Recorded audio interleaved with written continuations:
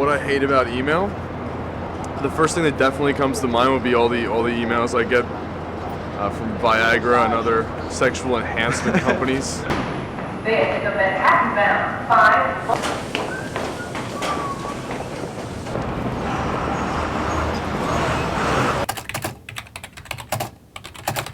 I like email because I hate the phone and I hate having to deal with actual people.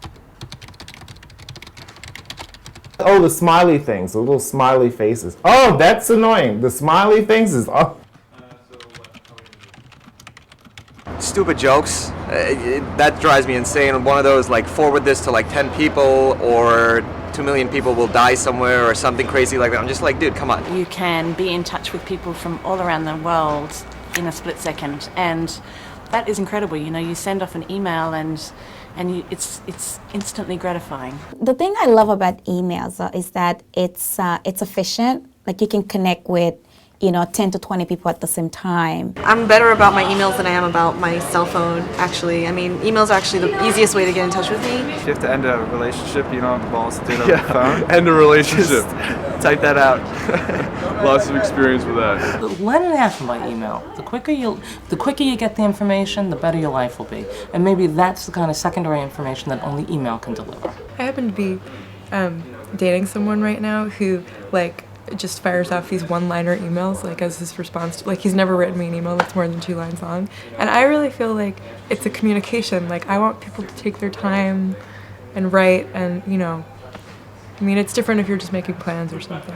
I hate when people do not respond to an email, when they don't respond to it, or they ignore it, or they don't respond to it in a timely fashion, because to me, if I email you with a question, I want a response. And I consider email another form of dialogue or conversation, and if I was talking to you live and you just didn't respond and walked away, that to me would be equatable with not responding to an email. I just think it's rude and it's poor etiquette. So I hate poor email etiquette.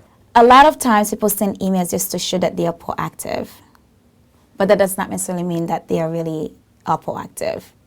I think sometimes emails can create crisis makers. You get this 25-paragraph email, and you look at it and you say, damn, I gotta read this? I gotta read this whole thing. It's gonna take me a half hour to read. Just get to the point. My freshman year in baseball, when I hadn't, come to terms with how to use email to the fullest extent, there's two different lines of emails that go out, one to the coach and the entire team, and one to just the entire team. And I said not some nice stuff about the coach in an email that was supposed to be to one of my friends, but ended up actually going to the coach.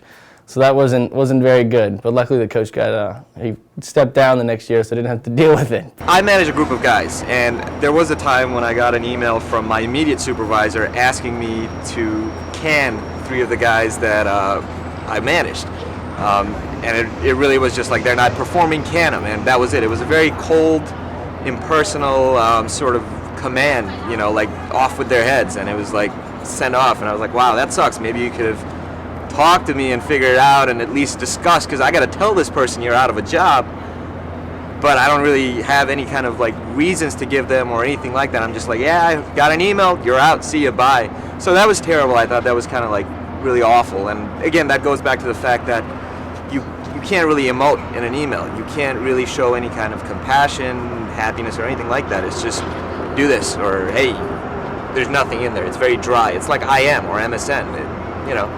It's good for a while, but for some things I still think you need that human touch, the voice or the face or whatever. There. Send. Okay.